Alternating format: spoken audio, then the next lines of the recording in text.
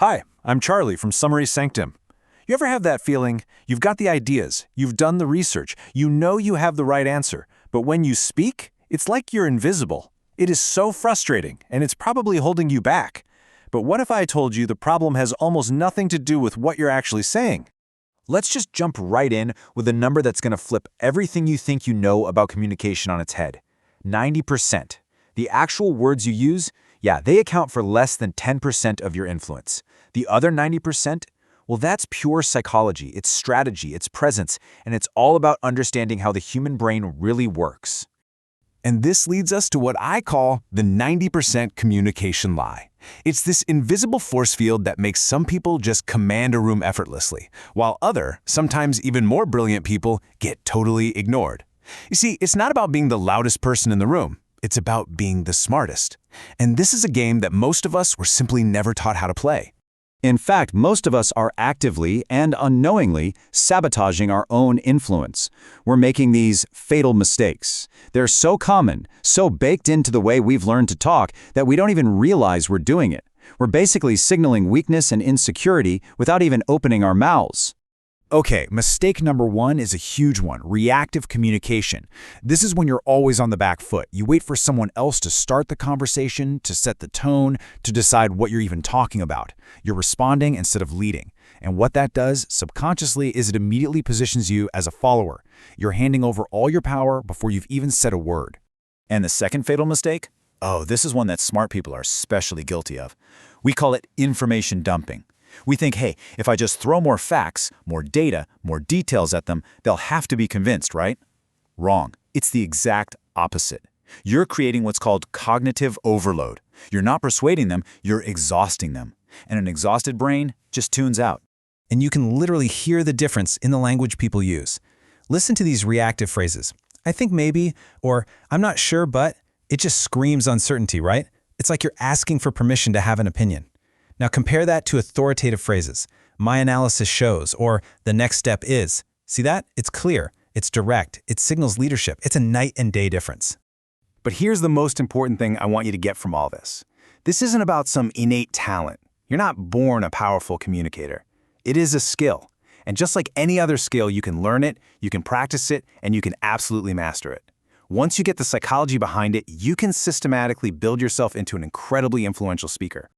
So, how do we do it? How do we fix this? Well, it really comes down to 3 high-impact psychological pillars that you can start using, like, today. Let's break them down. Pillar number 1, you have to command the first 3 seconds. Look, the human brain is an ancient survival machine.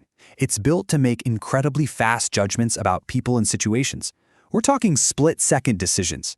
And those first impressions are ridiculously hard to change.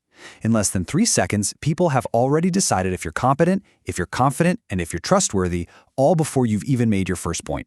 So let's break down those 3 seconds. In the very first second, it's all about your posture. Stand tall, pull your shoulders back. That non-verbally screams confidence. The second, it's your eye contact. You want to show you're interested, you're engaged, not that you're aggressive. That builds a connection. And in the third second, it's your opening words. Be direct. Be purposeful. Don't apologize for taking up space. You establish your authority right from the get-go. All right, pillar number 2. This is maybe one of the most powerful and most overlooked tools in all of communication. Strategic silence. Think about it. Most people are terrified of silence. They rush to fill every single pause with ums and ahs and filler words, which just makes them sound nervous. But silence, when you use it on purpose, conveys more confidence and authority than any word you could possibly say. And you can use silence in a few different ways. There's the confidence pause, right before you speak, which shows you're actually thinking. There's the emphasis pause, which you use right after a key point to let it really land. And then there's the invitation silence, which is a power move that encourages the other person to fill the void and often reveal way more than they intended to. And that brings us to our third and final pillar. Building genuine authority. Now, when I say authority, a lot of people think of someone who's loud or aggressive or just dominates the conversation. But that's not real authority. That's just force. Genuine authority, it's the complete opposite. It's calm, it's controlled, and honestly, it's magnetic. So what is it really? It's this quality that just draws people in. It makes them want to listen to you. It's why people will naturally follow someone's lead, not because they're afraid of them, but because they genuinely respect and trust them. It sends a powerful signal that you are in control of yourself and therefore the situation. So how do you actually build it? It comes down to 3 key steps. First, emotional regulation. Can you stay cool when things get heated? Second, purposeful communication. Are you speaking with a clear intention to add value, or are you just talking to hear your own voice? And third, and this is the big one, competence demonstration. Real authority comes from your actions and your results. It's about quietly proving you know what you're doing. Okay, so we've covered the big mistakes, and we've walked through the 3 pillars of power. Now it's time to take all this theory and turn it into action. It's time to start your own communication revolution. Let's circle all the way back to where we started. Remember this chart? This is the whole game, right here. Your real influence isn't going to come from having a bigger vocabulary. It's going to come from mastering this 90%, the psychology, the strategy, all the unspoken signals that tell people who you are before you've even made your case.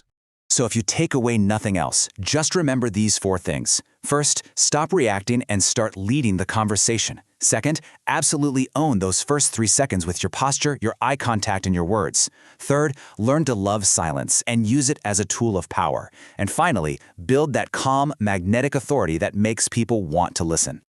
But look, none of these principles mean anything if you don't actually apply them. And the place to start is your very next conversation. Seriously, every single interaction you have from this moment on is a chance to practice.